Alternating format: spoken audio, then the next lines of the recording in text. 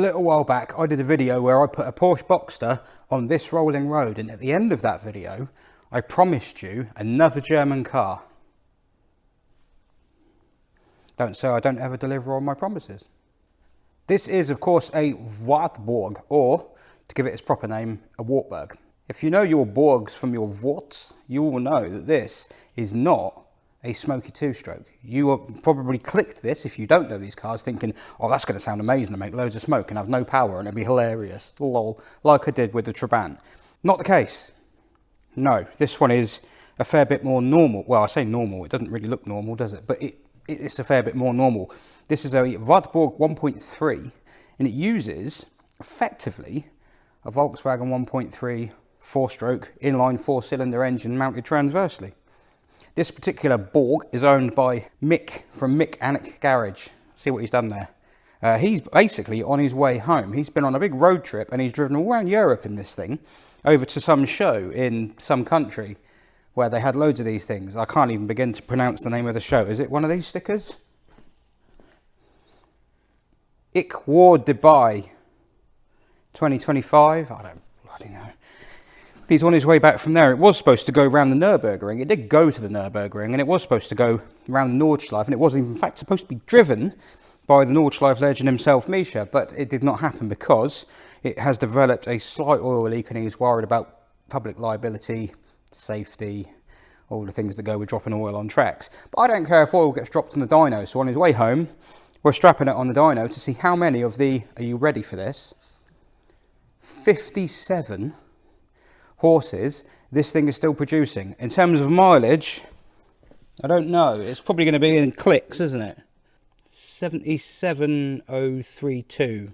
The WARTBURG 1.3 was only made for a couple of years. I think it was 88 to 91. Basically, these cars originally came with a 3-cylinder 2-stroke engine, which does actually sound pretty cool. I've heard videos of those online. But by the end of the 1980s, this was considered old hat, you think? And they had decided to go with a more modern engine. So the engine in this is, it's not actually a Volkswagen engine, but it kind of is. It's a Volkswagen engine produced under license by them, whoever. IFA is the government, the conglomerate. No, it's not even that. Is it like British Rail? Basically, this is the car. IFA is like the company that kind of did transport back in Eastern Germany back in the days, along with the Trabants and things like that. And on the back there it says Merkur or something. That's where you went to pick up your car that you'd put in a request for 8, 9, 10 years previously. What an interesting way of doing things they had. As I say, the original WARTBURGs were kind of old school. This one is old school. It has a separate chassis, believe it or not, although it does have double wishbone and semi-trailing arm suspension with coil springs all round. So it's a little bit less old school than that. But compare this to, I mean, what else was out on G-Reg? The SW20 Toyota MR2 came out on a G-Reg. Citroen XM. Yeah, there's quite a few cars that came out around this kind of time that make this one look a little bit silly. Even more silly is the fact that the paint job on these cars, this is actually the original paint, but good as this is, down the back of the bonnet and round the inside of the boot there, it's going rusty because they sprayed them in the factory with the body panels on. So you're just basically relying on overspray to fill those bits in. So if you see one of these and it's got rust in there and round there and stuff and in the back, then chances are it hasn't been resprayed, it's on its original paint. Or the person who painted it put the same level of care and attention into it as these were given in the factory. Let's have a quick look at the engine. I'll explain what's going on with that. Right, it might look kind of plastic, but this isn't. This is a metal car. It is fairly conventional, much more so than something like the Trabant. And there you go. So if you know your old Volkswagens, if you were into your old Golfs and Polos and whatnot, you'll probably recognise that as the 4-cylinder inline engine that you get in a Polo. And that's because it is the 4-cylinder inline engine that you get in a Polo, although it's not actually a Volkswagen engine because it is produced by IFA and it's built under license. There's no Volkswagen badges on this. Even things like the distributor doesn't have Bosch on it. It has VEB Electro... No, that's probably saying something else. Oh, it says DDR on it. Other than all that, this is effectively the inline 4 1.3 litre engine that you would see in a Mark II Polo or Golf. Though weirdly, the book power figure on this car, 58 horsepower.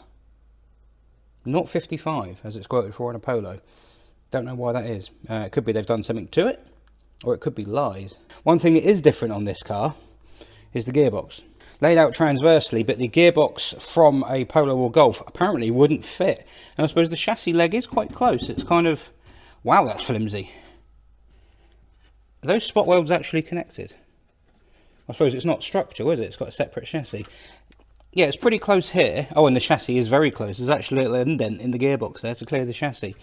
I believe that these later 1.3 models, the gearbox on these was made in-house. It's not a Volkswagen gearbox at all, because the Volkswagen one wouldn't fit. So I would have thought it would be cheaper to modify the chassis than to modify the gearbox, but what do I know? You can tell it's a 1.3 model because it has these little flared arches on here to cover the wider track, although this car does actually have wider wheels on it than it would normally have. Otherwise, everything from the A-pillar back is the same as it was on previous WARTBURGs, or however you pronounce it. I'm doing it differently every time. Everything from the A-pillar forward did actually change for these later cars. Now, if you want to learn more about this car and these sort of cars, you're best off watching Mechanic Garage's channel, because well, he knows about them and I don't. What I know about is rolling roads. So let's have a look. What do you reckon? 58 horsepower is the book. Were they lying?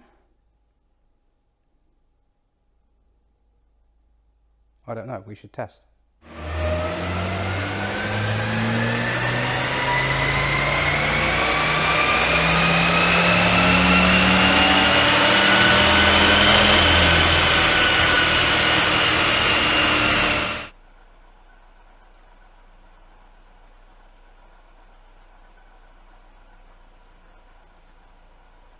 Okay, so there are a couple of things I'm surprised by. I'm going to show you the car first. The first thing is how badly placed that throttle pedal is. But also how smooth that engine is. That's real silky smooth. But that's not the main thing. That is mighty impressive. And not only that, that's our number. Look at that graph. That is probably one of the most perfect graphs I've ever seen. You've got a nice dollop of torque there, that's what torque is there, and that's bringing this up nicely. And it's a nice bit of mid-range, that's about 30 degrees, 35 degrees, and it comes up and then it gets to just over 5,000, and it will hang on till 5.5. But after that it starts to tail off. Now of course you've got no rev counter in there, so there's no point like thinking about what you're revving it to, you just do it by ear. But that is such a smooth, sweet little engine. I'm absolutely astounded at how good that is. Look at that. I've never seen a torque curve that smooth before. Honestly, I'm flabbergasted. That's unbelievable. Well, it's not unbelievable because it's right there in front of me, but it's right. Okay. Is it worth doing another one, or so you just know when to quit when you're ahead? No, I'm going to do another one because there's something funny to show you inside.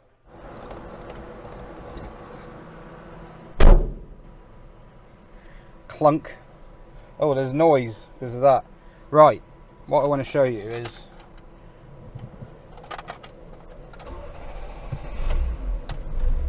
sometimes you do runs inside cars and it's funny. Right, so you're going to have to excuse my cack-handed driving. I struggle with left-hand drive cars, and I know you're going to think, well, you've got an SM. Well, you might not, because you might not know. But I have. It's over there. Mine's an automatic, which means I don't have to worry about this. The Speedo and that, whatever that would be if it was a rev counter on a posher model, but communism, so I don't think there is a posher model. They all seem to be pointing in different directions. But the thing I wanted to show you is Where's the light switch? Oh, is it this one? Why have we got... Oh, okay. That's side lights and headlights, and I'm guessing the front fogs? Oh, it's got front fogs. This car came from Hungary originally. Right, I don't know what that's got to do with anything. Okay, so I've lit that up. Can you see that? So we're going to go again. The gearing is very short in this. And we're on the go. So that is... Let's get it into second. We haven't got a rev counter, so I'm having to do this. Oh, we've got a wheel wobble. At that particular speed. So 2,000 revs in second gear. Have a look and see what your car at home is doing at 2,000 revs in second gear. This car is doing 14 miles an hour. Seems not a lot. Right. Obviously that's in kilometres, that speedo. And now we're into top gear already. 19, well there you go. 1,500 revs is 22 miles an hour. That's how short the gearing is.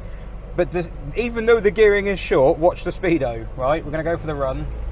There we go, dyno's biting. Full throttle. 3,000. 4,000. 5,000. We've gone off the clock.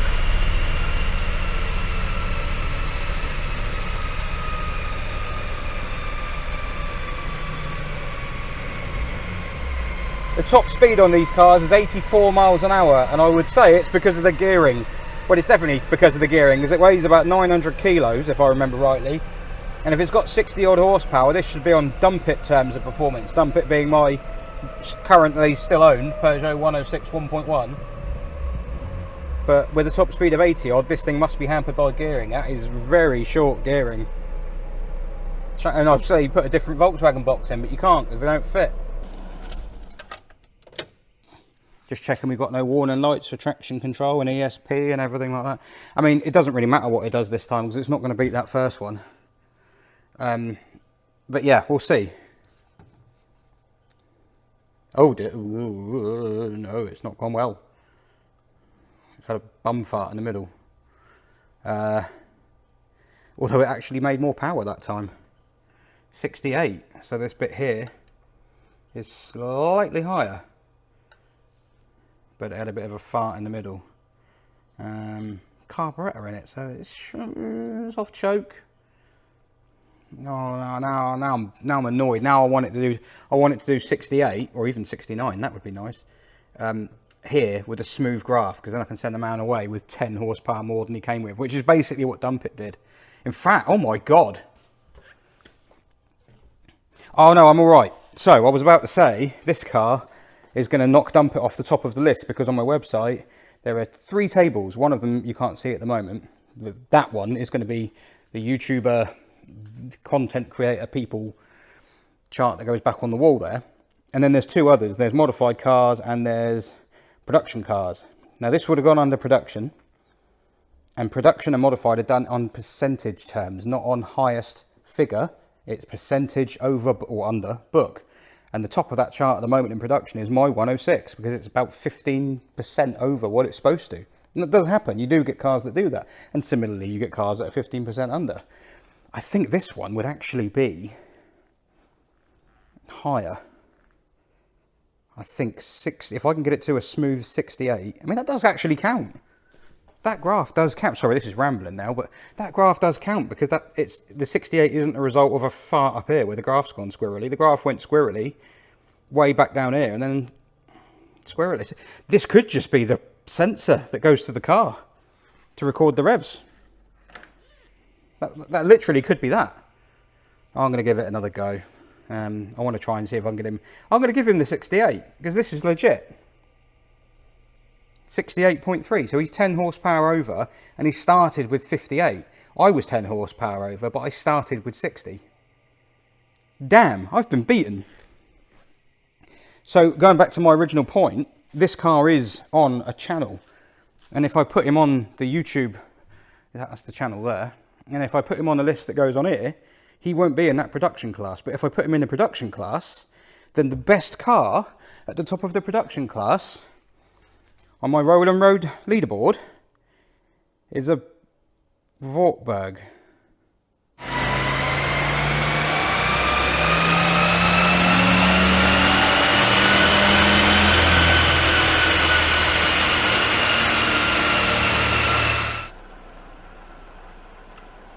Real time, people, this is real time. Even I don't know what this is going to do. It's done it! Yes, I've never wanted to be beaten so much. Oh my god. I could literally frame that bloody thing and put it on the wall.